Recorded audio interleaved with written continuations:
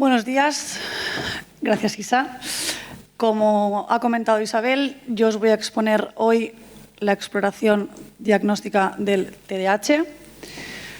Previamente, antes de adentrarnos un poquito, ¿no?, en la exploración, os hablaré de algunos aspectos generales y de interés para saber de qué estamos hablando. Bien, primero de todo, ¿qué es el TDAH? El TDAH es un trastorno del neurodesarrollo, es el más prevalente en la edad escolar, que además tiene un carácter neurobiológico. Se origina en la infancia, pero perdura durante toda la vida adulta. Si observamos esta figura, podemos ver la evolución de una persona, de un paciente con TDAH, pero sin el tratamiento adecuado. Vemos que en la edad preescolar se inician alteraciones del comportamiento, en la edad escolar se empiezan a ver problemas académicos, problemas de autoestima, en la adolescencia pueden empezar a aparecer problemas legales, problemas de consumo, y en la edad adulta se pueden añadir también problemas laborales y problemas también de accidentes, por ejemplo, de tráfico. Bien, ¿cuáles son los tres síntomas nucleares del TDAH? El déficit de atención, la falta de control de impulsos y la hiperactividad. Es una de las principales causas del fracaso escolar. Además, también afecta al desarrollo social y al desarrollo familiar.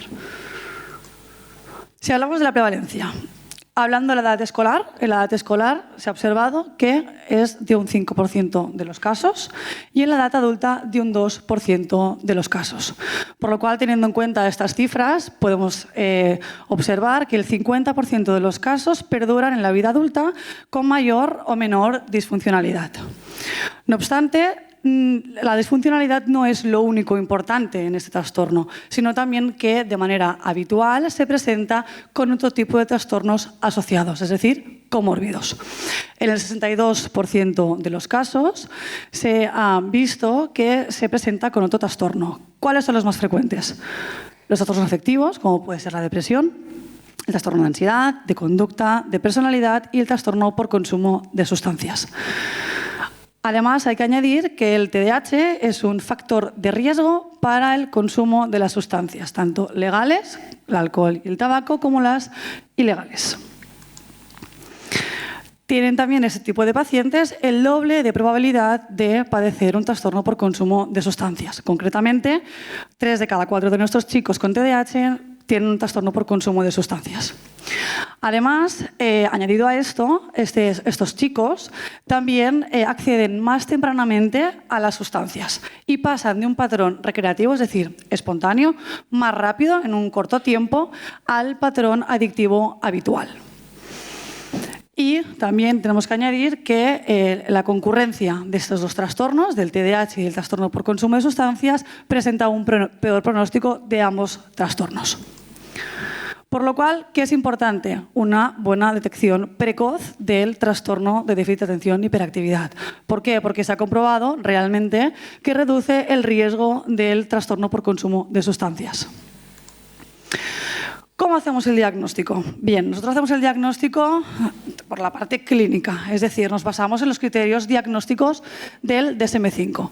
¿Qué es el DSM-5? El DSM-5 es el Manual Diagnóstico y Estadístico de los Trastornos Psicopatológicos que nos permite a cualquier profesional de cualquier país concretar un mismo diagnóstico. Como hemos dicho al inicio, en el TDAH están los 3 síntomas nucleares: el trastorno, la déficit de atención, el control de impulsos y la hiperactividad. Aquí podemos ver los criterios del DSM para poneros algunos ejemplos de un paciente inatento. Pues, por ejemplo, aquel chico que estás hablando con él y parece que está ausente, que está en su mundo, que pierde las cosas y que además se distrae con facilidad.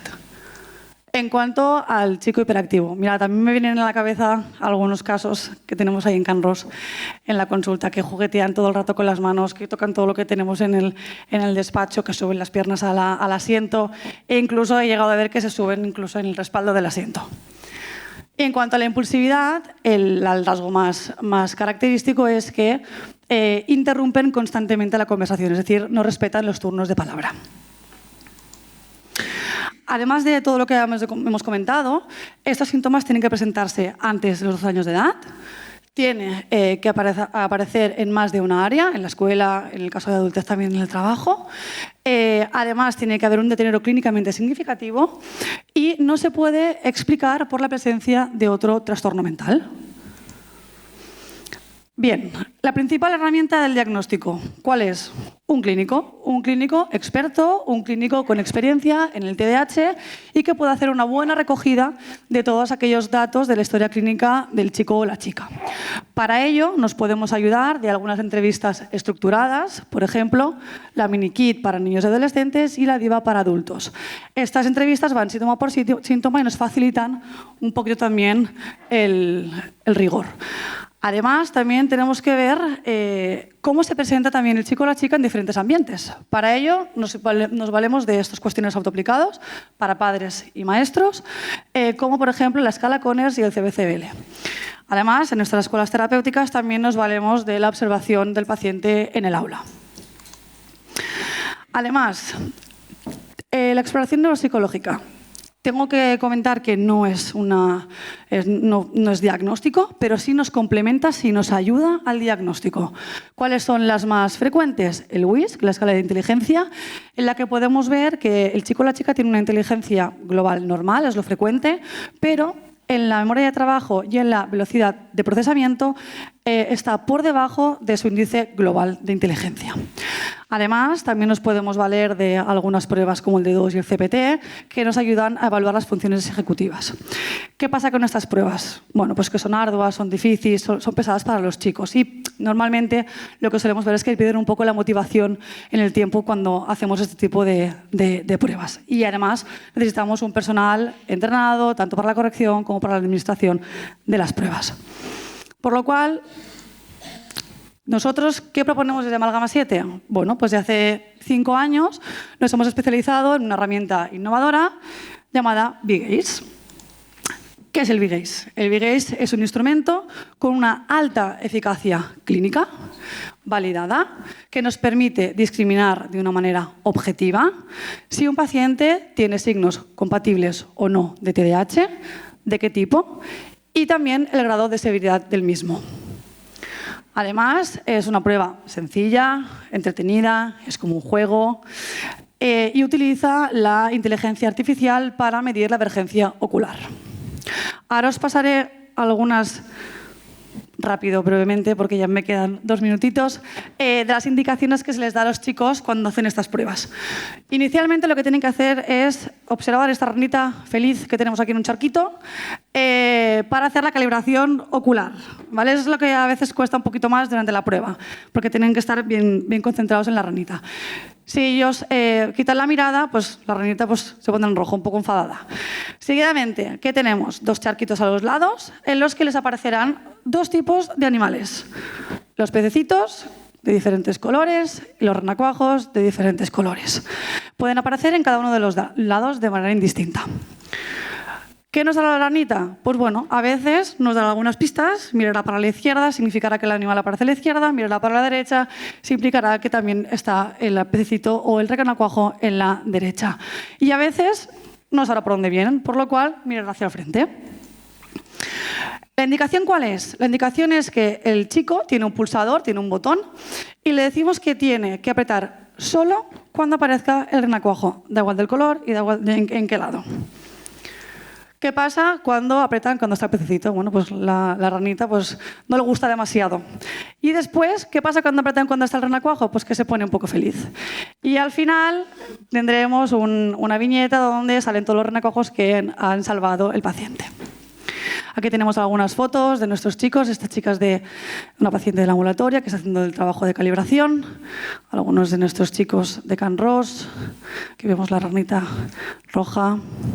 Y aquí, como podéis observar, veis que hay más charcos. Esto implica que cuando se pasa la prueba a mayor de edad, la prueba también se va complicando, por lo cual aparecen más charquitos y tampoco veis que tampoco está aquí la ranita. ¿En qué se ha basado el V-Gaze? Brevemente, me quedan 3 diapositivas, Marina. ¿En qué se ha basado el V-Gaze? Bien, se ha basado en los hallazgos de la divergencia ocular y el TDAH. ¿Qué se ha visto? Bueno, se ha visto que los pacientes con TDAH tienen un control oculomotor deficitario. Y se ha también comprobado que la avergencia ocular es un marcador biológico con validez clínica en el diagnóstico de este tipo de pacientes. Desde el 2019, Amalgama 7 introduce el V-Gaze en su protocolo de orientación diagnóstica. Todos aquellos pacientes que estén en proceso diagnóstico se someten a esta herramienta en consultas externas, centros de día, escuelas terapéuticas. Y además también se realiza una entrevista estructurada para el diagnóstico del TDAH y se evalúa la clínica y la experiencia escolar. Como conclusión, os mostramos este gráfico porque se muestra muy bien lo que nos ha ayudado el V-Gaze a precisar este diagnóstico de TDAH. Si os fijáis en esta barrita de aquí, que corresponde con el año 2018, antes de introducir el V-Gaze, fijaos la diferencia de precisión de diagnóstico respecto a los años consecutivos. Hemos subido un 25% de los casos al 45%, ya que nos ha ayudado a precisar este diagnóstico. Muchas gracias por vuestra atención.